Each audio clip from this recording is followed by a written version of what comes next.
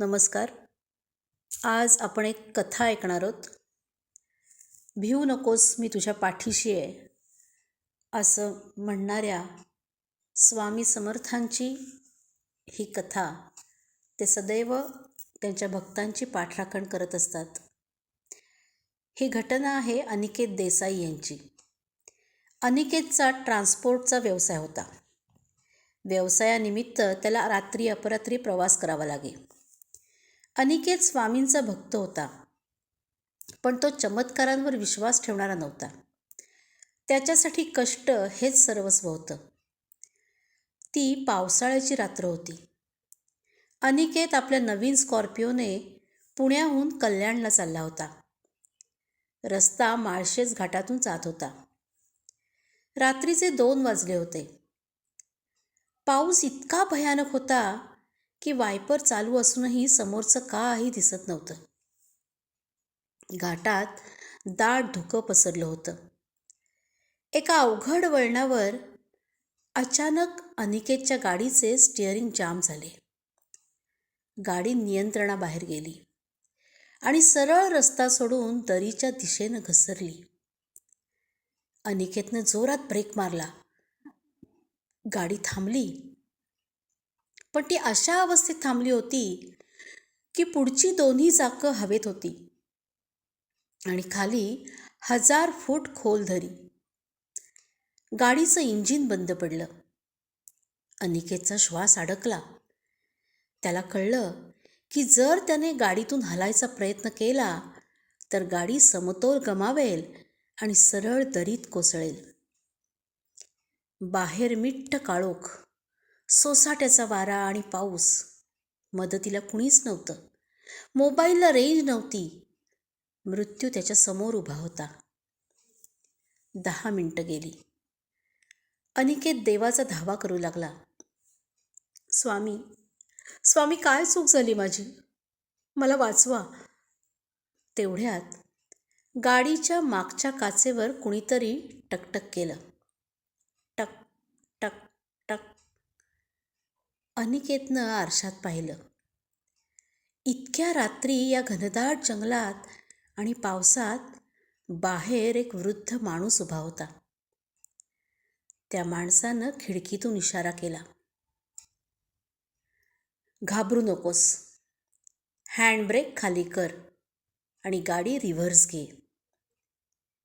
अनिकेत ओरडला, बाबा, बाबा, गाडी दरीत पडेल, पुढची चाकं हवेत आहेत. तो वृद्ध माणूस खणखणीत आवाजात म्हणाला, मी सांगतोय ना, तू फक्त माझं नाव घे आणि गाडी मागे घे. मी धरली आहे गाडी. त्या आवाजात असा काही अधिकार होता की अनिकेतने डोळे झाकले. श्री स्वामी समर्थ म्हटलं आणि गाडी रिव्हर्स घेतली. आणि काय आश्चर्य, ज्या गाडीला क्रेनशिवाय बाहेर काढणं अशक्य होतं, ती गाडी जणू एखाद्या खेळण्यासारखी अलगद मागे आली आणि रस्त्यावर सुरक्षित उभी राहिली. अनिकेतच्या जीवात जीव आला. तो धावत गाडीबाहेर आला. त्याने बाबांचे आभार मानायला. समोर एक भव्य व्यक्तिमत्व उभं होतं. पांढरी दाढी, तेजस्वी डोळे, अंगावर फक्त एक कफनी. ते पावसात उभे होते, पण त्यांचे कपडे ओले झाले नव्हते. अनिकेतने त्यांचे पाय धरले. बाबा, बाबा, तुम्ही देवदूत आहात. मी तुमच्यासाठी काय करू? तुम्हाला कुठे सोडायचं आहे का? बाबा हसले. मला कुठेच जायचं नाही, मी इथेच असतो. फक्त एक काम कर, खूप थंडी वाजतेय, तुझी ती गाडीतली लाल शाल मला देशील? अनिकेतनं क्षणाचाही विलंब न लावता आपल्या गाडीतील नवीन शाल बाहेर काढली. बाबांच्या अंगावर पांघरली. बाबा म्हणाले, जा आता, मागे वळून बघू नकोस. अनिकेत गाडीत बसला. थोडं पुढं गेल्यावर त्याने आरशातून मागे पाहिलं. रस्ता रिकामा होता. ते बाबा गायब झाले होते. अनिकेतला वाटलं कदाचित ते जंगलातल्या वाटेनं निघून गेले असतील. पण खरा धक्का त्याला 2 दिवसांनी बसला.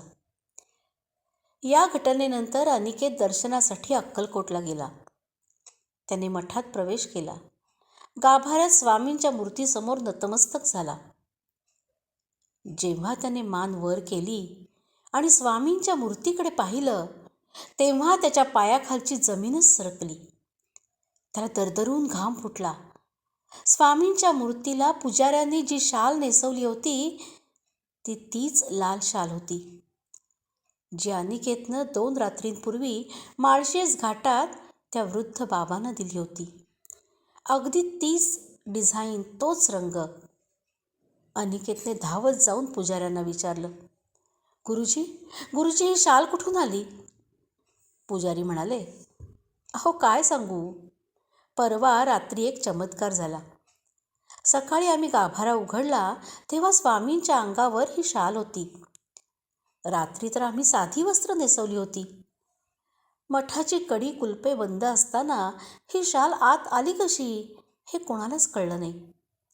पण भक्तांनी प्रसाद मानून ती तशीच ठेवली आहे. अनिकेत तिथेच कोसळला, रडू लागला. त्याला समजलं की त्या काळ रात्री घाटात त्याची गाडी धरणारे दुसरे तिसरे कोणी नसून साक्षात ब्रह्मांड नायक होते. त्यांनी फक्त भक्ताचा जीव वाचवला नाही, तर त्याची प्रेमानं दिलेली भेट अर्थात शाल सुद्धा स्वीकारली होती. तुम्ही स्वामींना कुठेही हाक मारा, ते अक्कलकोटला असले तरी भक्तासाठी ते क्षणात माळशेज घाटातही उभे राहू शकतात, याची प्रचिती अनिकेतला आली. अशक्यही शक्य करतील स्वामी. श्री स्वामी समर्थ. जय जय स्वामी समर्थ.